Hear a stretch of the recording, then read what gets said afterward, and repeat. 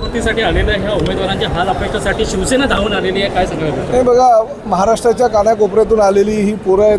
भविष्यामध्ये खाकी वर्दी घालून ह्या महाराष्ट्रातील सर्वसामान्य जनतेचं संरक्षण करण्याकरता ही मुलं खेड्यापाड्यातून आलेली आणि जवळजवळ 65,000 मुलं 25 तारखेपर्यंत येणार आहे. दिवसाला 2500 मुलं या ठिकाणी येणार. त्यांना जे पोलीस नियमानुसार जे काही प्रशिक्षण त्यांना द्यायचं असतं किंवा त्यांची जी काही प्रॅक्टिस त्यांची घ्यायची असते, त्या सगळ्या प्रक्रिया ह्या नियमानुसार पार पडत आहेत. परंतु मीरा भाईंदर शहराचा मी आमदार आहे, राज्याचा आज मंत्री आहे, धाराशिव जिल्ह्याचा पालकमंत्री आहे आणि माझी जबाबदारी म्हणते की महाराष्ट्रातून कानाकोपऱ्यातून आलेली ही मुलं जर रस्त्यावर झोपत असतील, त्यांच्या प्रसाधनगृहाची व्यवस्था नसेल, आंघोळीची व्यवस्था नसेल, तर हे दुर्दैव आहे. आणि राज्याचा मंत्री म्हणून काम करत असताना आणि ह्या शहराचा आमदार म्हणून काम करत असताना सोशल मीडियाच्या माध्यमातून किंवा विविध वृत्तवाहिन्यांच्या माध्यमातून मी जे बघितलं होतं की आमची मुलं बिचारी रस्त्यावर फुटपाथवर अशी झोपली होती आणि ती परिस्थिती बघून मनाला वेदना झाल्या की आपण राज्यकर्ते आहोत आणि महायुतीच्या सरकारमध्ये सर्वसामान्य आपल्या पोराबाळांवर असा अन्याय होता कामा नये. भले नोकरी त्यांना लागो न लागाव ही नंतरची गोष्ट आहे. ते जर त्या ठिकाणी पास झाले निश्चितपणे त्यांना प्रत्येकाला नोकरी लागेल. परंतु मराठी पोरांची अशा प्रकारे अवहेलना जर होत असेल तर ह्या राज्याचा मंत्री म्हणून मला ते भूषणावं नाही. मी महापालिका आयुक्तांना ताबडतोब सूचना केल्या की हे असे जे हॉल आहेत ते हॉल उपलब्ध करून द्या. त्यांना जेवणाची व्यवस्थासुद्धा शिवसेनेच्या माध्यमातून माझ्या पदाधिकाऱ्यांनी केलेली आहे. त्यामुळे भविष्यामध्ये त्यांच्यावर अशी अडचण निर्माण होणार नाही. आणि हे फक्त एका दिवसाकरता मी करत नाही आहे. 25 तारखेपर्यंत जेवढे काही परीक्षार्थी येतील त्या सगळ्यांची व्यवस्था संघटनेच्या माध्यमातून आम्ही करायचा निर्णय घेतलेला आहे. सर, या शहरामध्ये मराठीचा ठेका मिळवणारे किंवा ह्या प्रशासन ज्याच्याकडे आहे त्याच्यातलं एकही तिकडे फिरकला नाही, त्याबाबत बघा, मला त्यातमध्ये राजकारण करायचं नाही. शेवटी काय निवडणुका झाल्या, संपल्या, काय निकाल लागायचा तो निकाल लागला.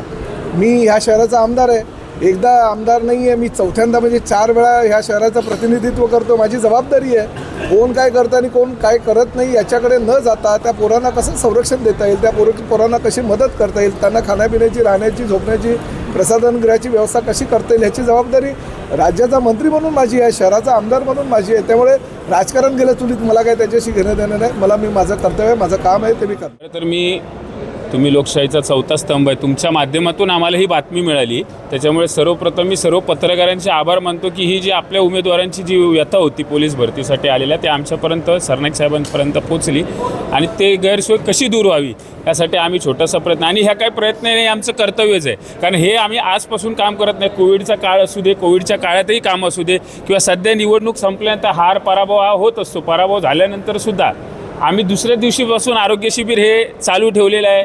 रक्त तपासणी असू दे किंवा बाकी इतर काही गोष्टी असू दे, आधार कार्ड असू दे, हे चालू ठेवले. त्याच्यामुळे हे आम्हाला काही विशेष वाटत नाही. फक्त वाईट एवढ्या गोष्टीसाठी आज वाटलं की आपले मराठी उमेदवार, मराठी माणूस हा आज त्या ठिकाणी रस्त्यावरती झोपल्यासाठी जे पाप ज्या प्रशासनाच्या माध्यमातून झालेलं आहे त्यांना कदापि जनता माफ करणार नाही. भले तुम्ही इलेक्शनला जिंकाल, काही कराल, पण लोकांच्या मनात स्थान मिळवण्यासाठी तुम्हाला भरपूर काळ काढावा लागेल. कारण आजची जी अवस्था स्वतः आम्ही जे युवा आज आम्ही गेलेलो, अक्षरशः मराठी मुलं तिथे त्या रस्त्यावरती झोपलेली, ही पाळी परत कधी कोणावरती येऊ नये. आणि विशेष करून सरनाईक साहेबांचे आभार आम्ही एवढ्यासाठी मानतो, आम्ही त्यांचे कार्यकर्ते शिवसैनिक म्हणून, की साहेब ही अशी सेवा करण्याची संधी आम्हा प्रत्येक शिवसैनिकाला द्या. आणि ह्या भावी उमेदवारांना आम्ही शुभेच्छा देतो की पुढच्या ह्या परीक्षेत तुम्ही उत्तम पास होऊन कदाचित त्याच्यापैकी अर्ध्यापैकी हे आमच्या मीरा भाईंदरला सेवेसाठी यावे अशी मी देवाचरणी प्रार्थना करतो आणि सर्वांना आम्ही शुभेच्छा देतो. नक्कीच. आता उद्या सकाळी यांना 2:30-3 वाजता निघावं लागतं, 5 वाजता तिथे जागेवर पोहोचावं लागतं, बसेसची पण सुविधा करावी लागतं. या सुविधा आपण केल्यात का साहेब? एक छोटासा मी विनोद करतो, हे विनोदास्पद घ्या.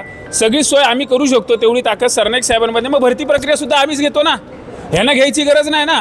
जर तुम्ही एखाद्या उमेदवाराची लांबून आज धाराशिवपासून ते नांदेडपासून त्या ग्रामीण भागातून हा आपला तरुण आलेला आहे, एक माणुसकीचं भान ठेवलं पाहिजे ह्या लोकांनी. तर तुम्हाला जर सोय करता येत नसेल अशा भरती प्रक्रिया राबवू नका, हे माझी शासनाला विनंती आहे. मला कोणाही वैयक्तिक कुठल्याही राजकीय पक्षावरती किंवा कोणावरती आरोप करायचे, ज्या अधिकाऱ्यांना ही जबाबदारी दिली आहे त्या अधिकाऱ्यांनी स्वतःची जबाबदारी जर योग्य वेळी योग्यरित्या पार पडली असती तर माझ्या मराठी उमेदवारांना, माझ्या या इथे येणाऱ्या परीक्षेला बसलेल्या त्या सर्व जातीतल्या लोकांना, ह्या माझ्या तरुणांना त्रास झाला नसता, एवढेच मला इथे तुम्हाला सांगायचं आहे. आणि पुन्हा एकदा सर्वांना माझं नाव अविनाश फुले, मी संगमनेर तालुका संगमनेर जिल्हा अहिल्यानगरवरून आलेलो आहे.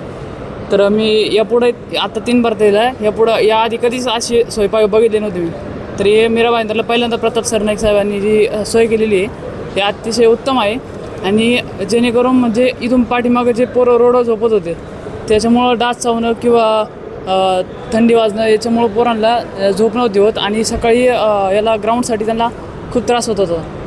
ते मच्छर चावल्यामुळे त्याला आजार भानगडी इथून जाऊन पण त्यांना आजार यायला म्हणजे रोगाला सामोरं जावं लागत होतं त्यांना.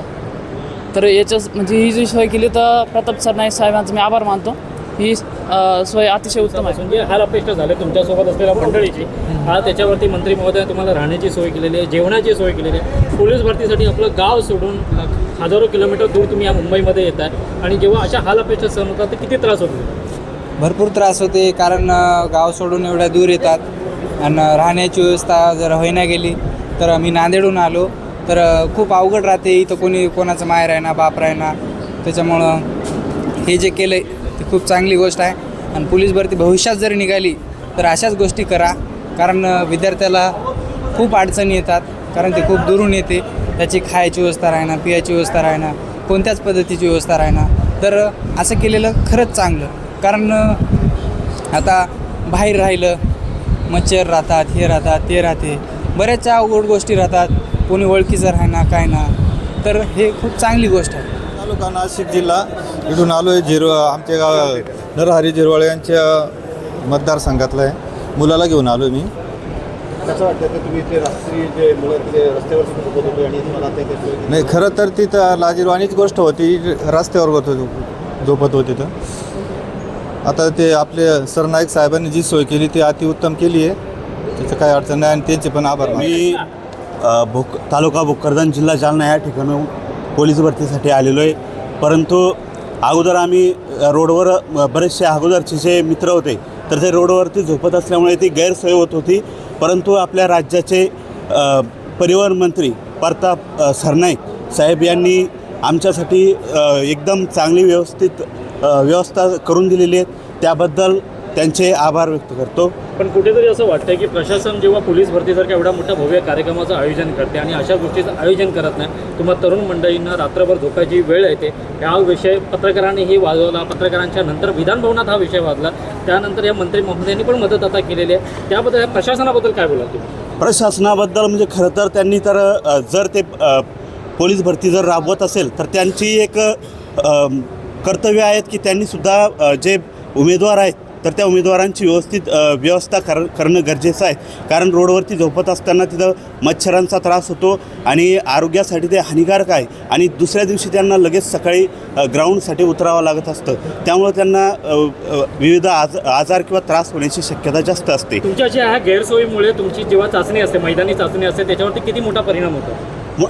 कारण बरेचसे जे उमेदवार आहेत तर ते मुंबई या ठिकाणी जे तर महाराष्ट्रातील विविध जिल्ह्यातून दुरून येत असतात आणि त्यांची एक गैरसोय झाल्यामुळे जे आहेत, कारण त्यांचा हिरवण होतं आणि त्या आत्मविश्वास कमी होऊन त्याचा परिणाम जो आहे तर त्यांच्या फिजिकलवरती होण्याची शक्यता जास्त असते. मंत्री महोदयांनी तुमच्यासाठी आता राहण्याची सोय केलेली आहे, जेवणाची सोय केली आहे, काय सांगाल तुम्ही त्या बाबतीत? या महाराष्ट्राभर 2024-25नुसार महाराष्ट्र शासनानं पोलीस भरती राबवलं आहे, परंतु कुठल्याच पद्धतीनं व्यवस्था राहण्याची केली नाही. तरी या महोदयानं मंत्री सरनाईक यांनी अतिशय पोलीस भरती या मीरा भाईंदरमध्ये व्यवस्था मुलीसाठी राहण्याची आणि जेवणाची अतिशय चांगल्या पद्धतीनं व्यवस्था केली. त्याबद्दल आम्ही त्या मंत्री महोदयाचे आभार मानतो.